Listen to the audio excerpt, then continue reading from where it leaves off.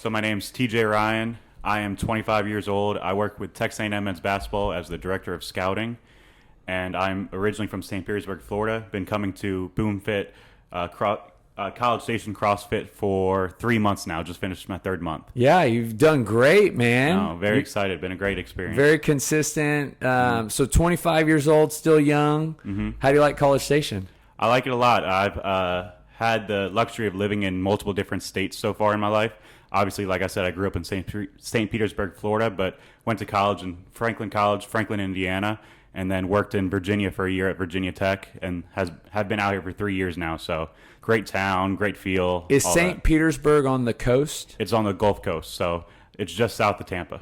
Gorgeous? Very pretty. I love it. Yep. Do you make it back every now and then? I went back for the first time since before COVID hit, back in March, right after our season ended. I sadly don't make it home enough, but have learned to enjoy it a little bit more now when I do get to go home. Man, so you've seriously been all over the place. Yeah, no, I've been lucky to kind of experience a whole bunch of different opportunities and be in different states, see what it's like to see different seasons, different parts of the world. So scouting, would you say director? Director of scouting. What does that mean? So when it comes to college athletics and specifically men's basketball, the sizes of staff vary from school to school. Luckily here at Texas A&M, we're very privileged to have the financial backup and the financial drive, and the school is so dedicated to athletics that we're allowed to hire multiple different people to help in many different assets. So it leads to a lot of interesting titles like Director of Scouting. But what I do as Director of Scouting is I head a lot of our video stuff. So game film, practice film, workout film, have all that ready for the players, ready for the coaches, studying other teams' game film, practice film, stuff like that, scouting them, handing it off to our coaches for them to then use with our players. Any type of analytical data I can do to help our team be as efficient and as successful as possible on the court. Wow. Is it like you answering that made me think of Moneyball? It's a little bit Moneyball, yeah. I'm not as smart as those guys. But. Yeah, no, that's so cool. So you basically are going to watch film and interpret information and hopefully translate that to help the team win games. That's the biggest part of the job, and then whatever else, just like everyone else on our staff, whatever else we can do to help the players and help the coaches as much as possible. Very cool. So are you a basketball player?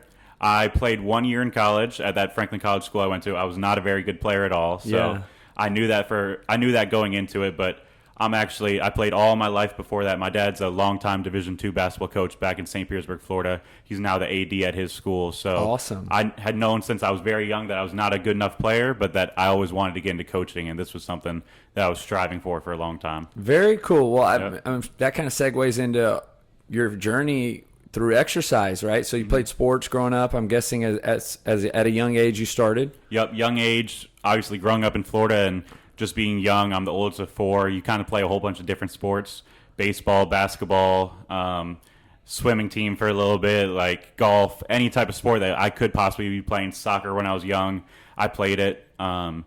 So fitness was kind of just something that you were always a part of. And then as I got into high school, it started to funnel a little bit, started to specialize in basketball, only focus on basketball. At what age did you? All the way up until 8th grade. So all the way up until 8th grade, I played baseball and basketball. And then as soon as I entered high school, I just played basketball. So. Did you guys lift weights in high school? I mean, in junior high for sports or not really? No. So at least in my district in Florida, no public junior high schools have teams. So we didn't have teams. You'd have to play at the local rec, or you'd play in local rec leagues and stuff like that. Is that just a Florida thing, or was that just I think most public schools in Florida do not have them. I know of two in my district that did, two middle schools in my district that did have them. Just organized or basketball? Organized sports teams in general.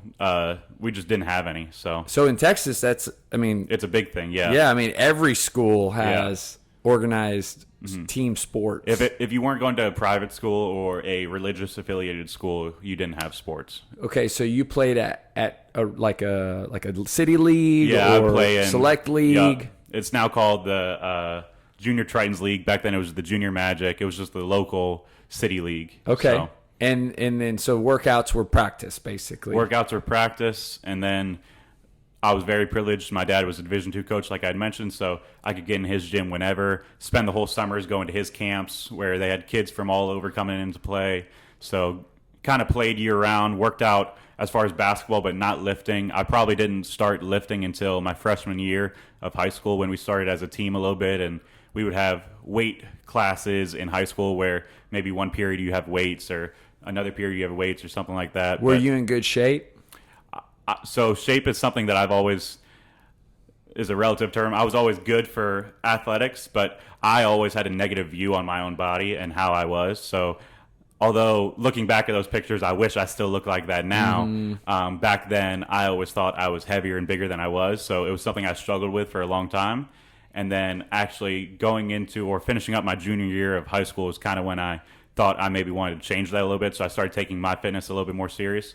We didn't have a strength coach or anything like that in high school. So what you lifted was whatever the rest of the team lifted. Go in there, move the bar a little bit, do this, do that. Probably going into my junior year, I started lifting with some of my dad's players. And then I did P90X and Insanity going into my senior year of high school. And that's probably at that age where I was in my best physical shape.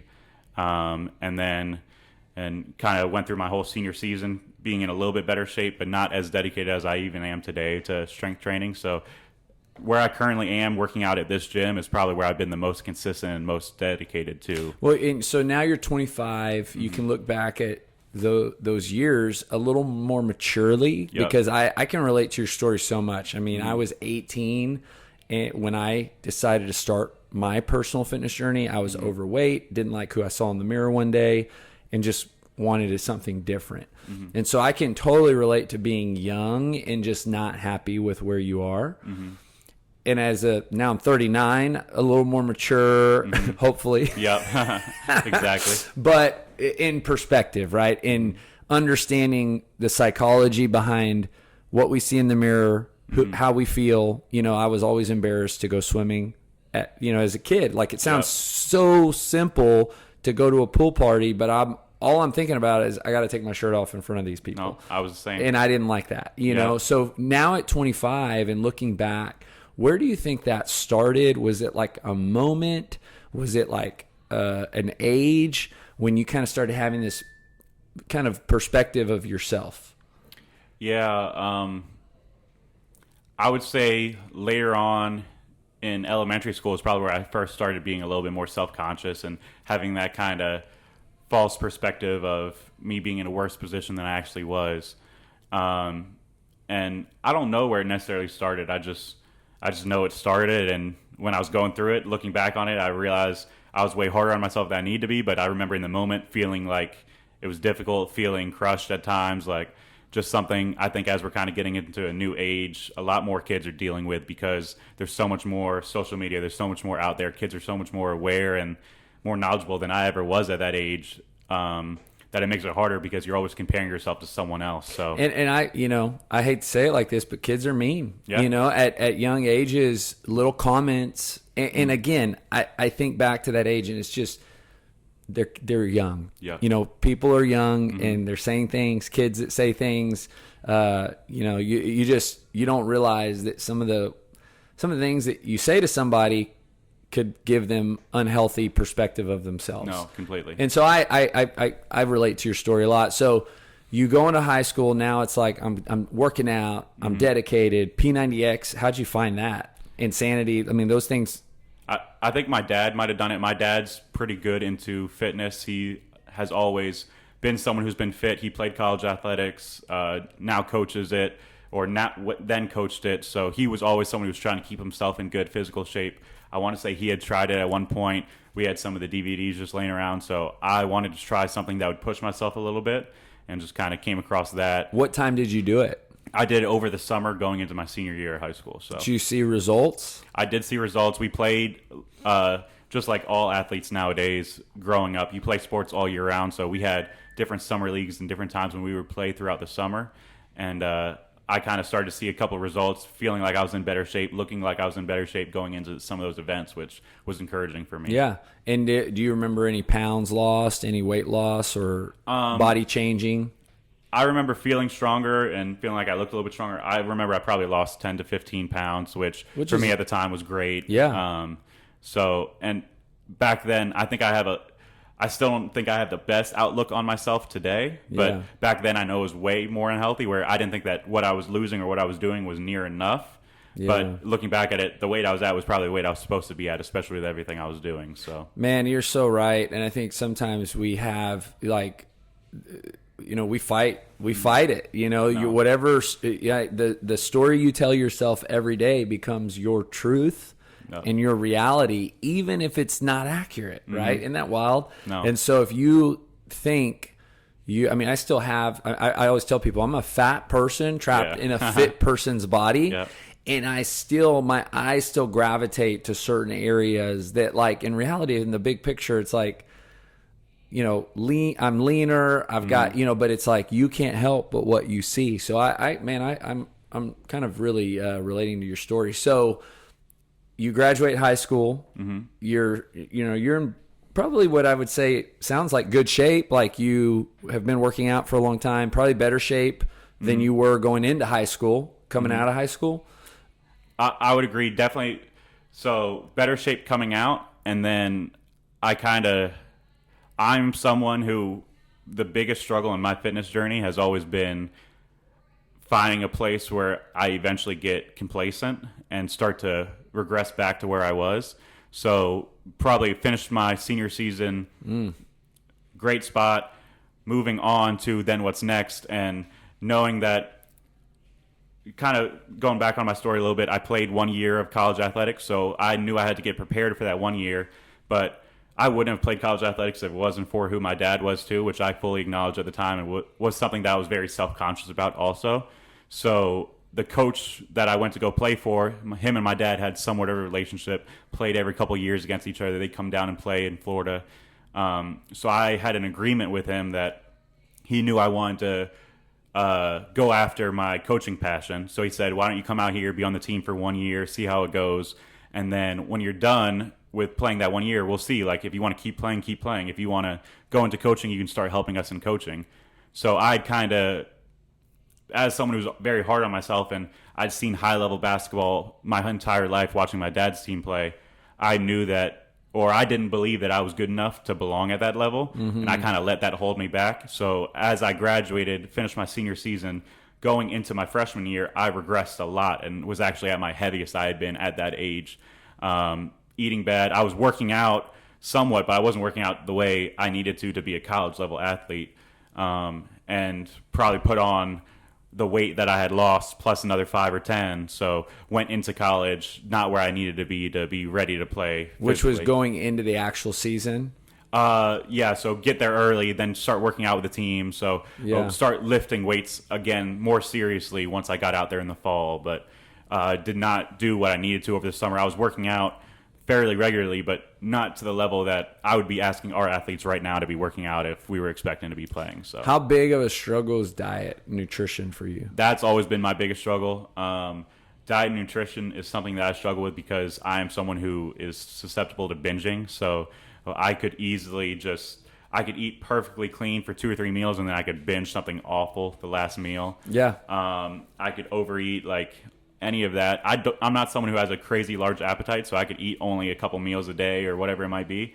But when I do eat, I struggle because sometimes I work myself so many hours during the day at work or at whatever I'm doing that I don't take the time to eat, that then when I do leave, go to town. I want to cram everything in that I missed for the entire day to make sure I was full, or I don't know when I'll have time to eat again, so I just eat too much of bad food right then. Yeah. So you come out of that freshman year kind of more overweight in college. Yep. And do you remember numbers? Do you remember kind of where you were? I don't specifically. Did you come out of that freshman year feeling like, man, I need to start working out or eating better, or was it kind of more the downward spiral began? It was a little bit more of a downward spiral. So I came out of my freshman year, went back home to Florida, worked my dad's camps all summers to make a little bit of money. That would be my last summer at home in Florida. So I ate okay because I was at home and we were all eating together. So some days good, some days bad, just like you do anytime you eat with your family, kind of. Yeah. But I stopped as soon as my basketball playing career ended. I kind of stopped. I didn't have a drive to play much, so I lost that type of physical fitness that comes from playing a lot. But I would work out some too, but I was not dedicated to it. So it was more of like I was kind of regressing a little bit. I was still at an age where I could handle not working out all the time, and although I wasn't in a great physical spot, it's not like I was blowing up and gaining a whole bunch of weight at that time, at that age. So so that was about 5 years ago. Mm-hmm. And over the last 5 years, has it been highs and lows, or was there a season that you feel like, man, I was really committed, really into it? No, it's completely been highs and lows, and that's part of what this process for me right now is, and that I'm hoping I can kind of change. I know I've always been the type, when I take something very seriously and I'm dedicated to it, I see great results. I've been fortunate with that. So we did something the 1 year I was in Virginia, at Virginia Tech, with the current staff I'm with. We did something, we called it the Get Better Games. So we drafted different people on the staff, managers, coaches, whatever, drafted 3 teams, and we had a competition. We all got bod pods to get our body fat percentage. We had different benchmarks we had for fitness, whether it was who can lift the most weight, who can lose the most amount of pounds, who can lose the most body fat percentage, all that. And we kind of put some money into it and said, okay, whichever team wins at the end wins all this money. And so that kind of begun. Everyone in the office was very serious about physical fitness at that time, and kind of got us all pushing each other, and we're all around each other so many hours during the day that it motivated us all. And I would say of those past 5 years, that's where I had the most commitment and dedication to it. I saw a lot of loss, similar to what I'm seeing right now. And then it came to a time where we came out here, and that transition process kind of halted all of our progress and hurt all of us. And I saw a lot of loss over the past year and a half when I'd been out here.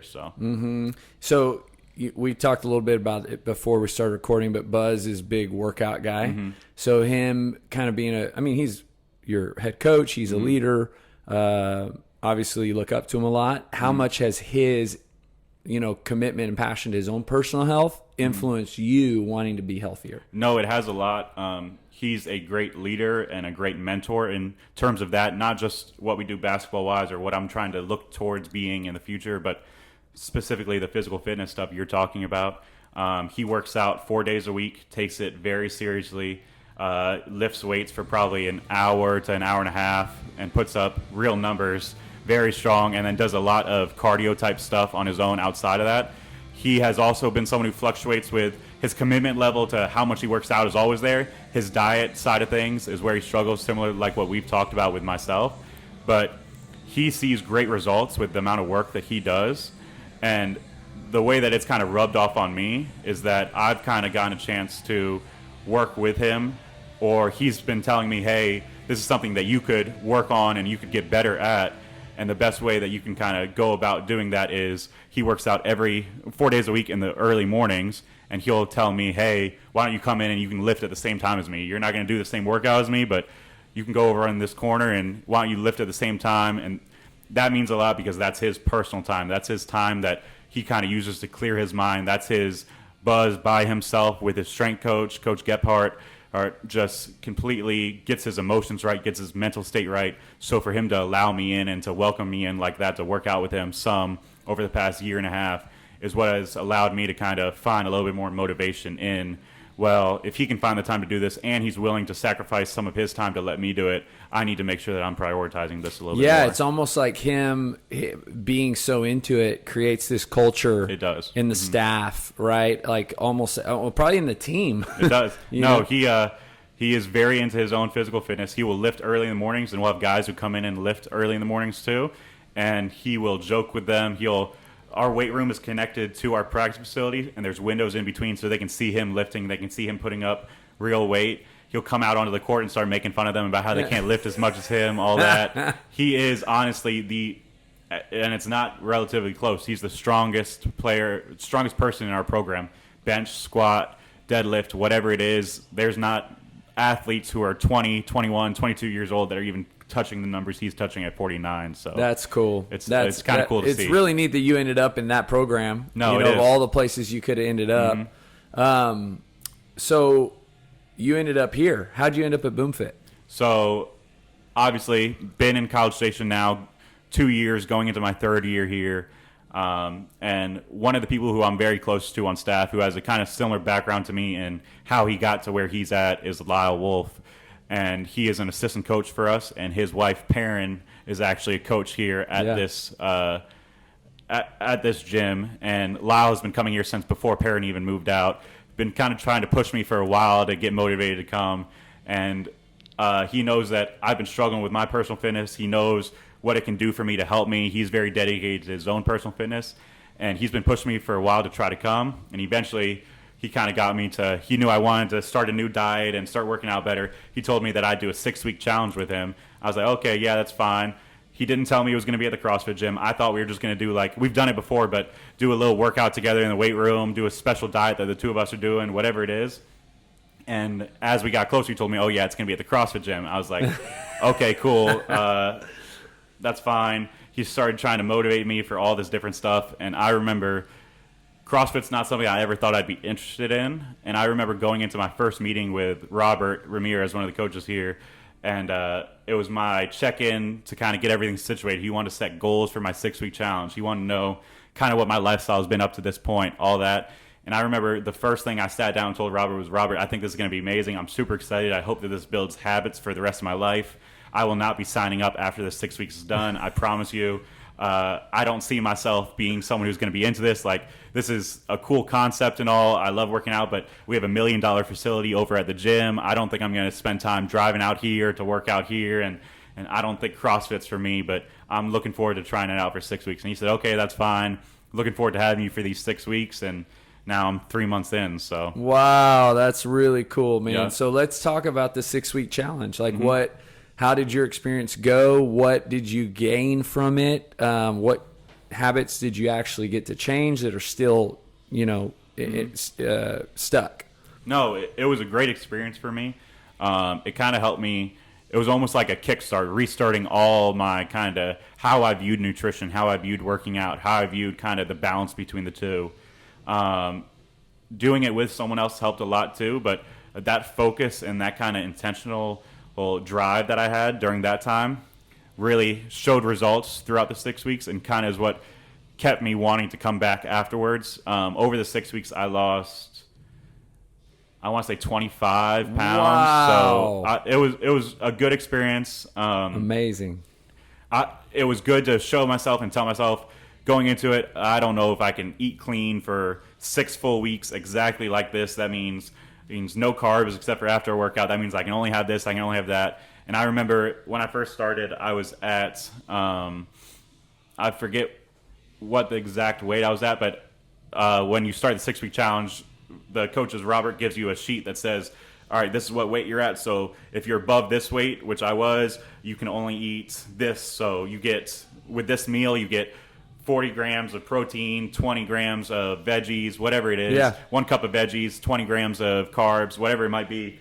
And I remember halfway through, I was asking Robert, like, hey, Robert, I'm like 4 or 5 pounds away from going down to the lower level sheet. Like, can I switch down? Like, and he was like, well, you're not there yet. Are you sure you want to go down? And I was like, yeah, like I want to push myself for something else. So Yeah. It was nice to kind of go through a 6-week challenge that I didn't know if I was tough enough to do. And at a certain point, asking for more and asking if I can do even more. So, Man, it sounds like the accountability was good. You know, it was. just hearing you talk about the relationship with Robert and just having somebody to go to. I have a guy right now who helps me with my injuries, right? Like, when I say injuries, I'm not like an athlete who's broken, but I've hurt my back and tweaked it, and he's a chiropractor, and he does a really good job. And I think he works with the basketball team, Arasti. Uh-huh. His name's Troy. And I just saw him yesterday, and I told him, I just need to come see you every 3 months. Even, like, I wasn't in pain yesterday, and I went, and it was a really, like, pretty, but I've gone there before, I can't tie my shoe. Yeah. And just having the accountability is really good for me, knowing that, I'm going to go see him, and I don't want to be hurt. It sounds silly, but we need that, just to have somebody to go weigh in. Yep. Or like you said, asking him, hey, can I go to this lower, Yep.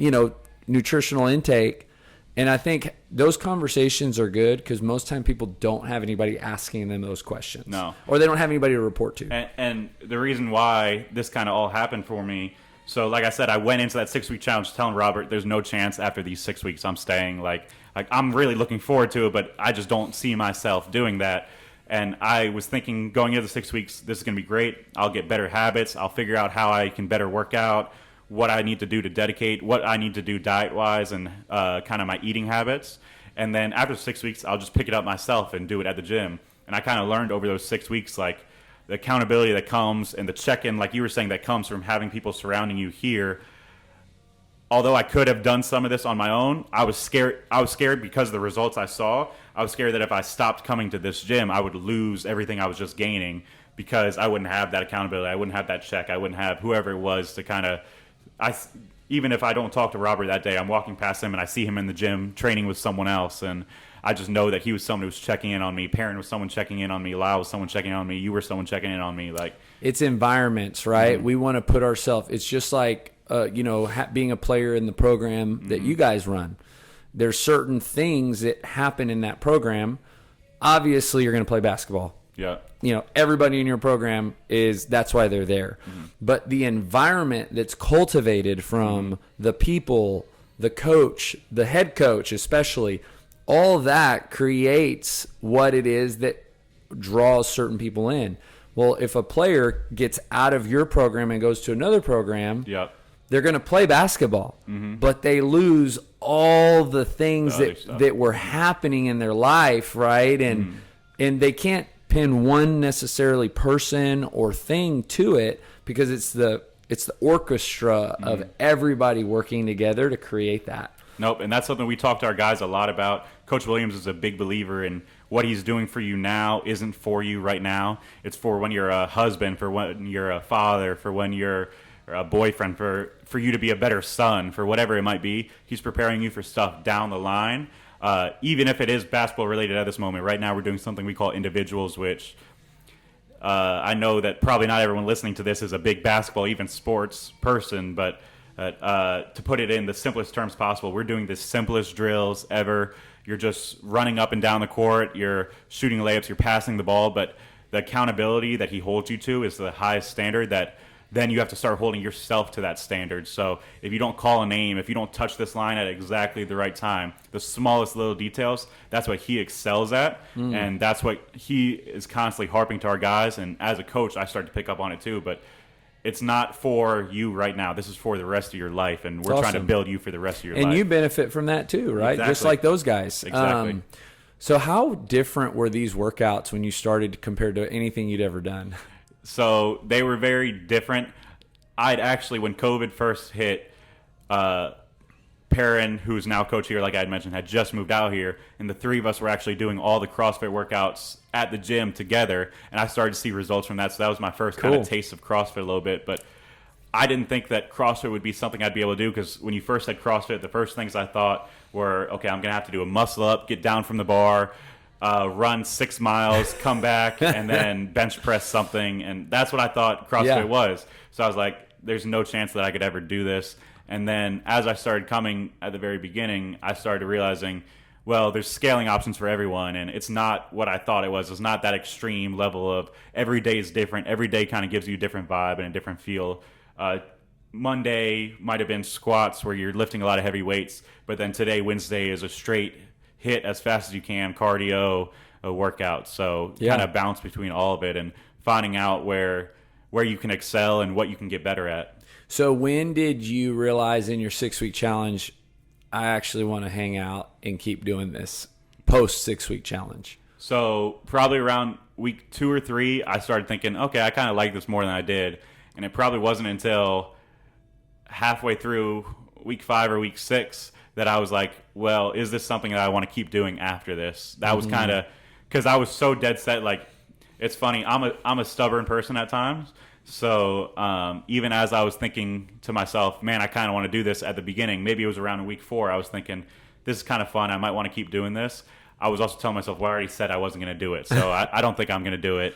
And eventually, through Lyle and Perrin continuing motivating me, and me just telling myself, like, these are the best results I've seen and the healthiest lifestyle I've lived in the weight room and off the weight room, then maybe it is something that's worth doing and worth investing in. And kudos to you for overcoming what you call your stubbornness, because a lot of people don't. They just stick with something because they said so.